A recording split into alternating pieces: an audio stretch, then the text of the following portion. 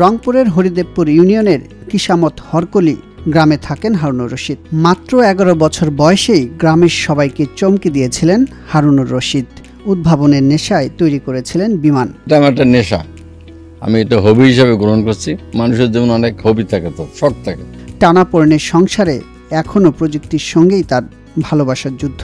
একে একে তিনি তৈরি করেছেন 4টি ভিন্ন ক্ষমতা সম্পন্ন মাইক্রোস্কোপ, বিমানের মডেল ও একটি film double projector. Electron microscope একটা, রিপেলেটিং টেলিস্কোপ একটা, আর স্পেস মানে গ্রহ উপগ্রহে থাকার জন্য একটা, এটাকে বলে স্পেস টেলিস্কোপ, ওটা করলাম একটা লিমিটেড পয়সা দিয়ে।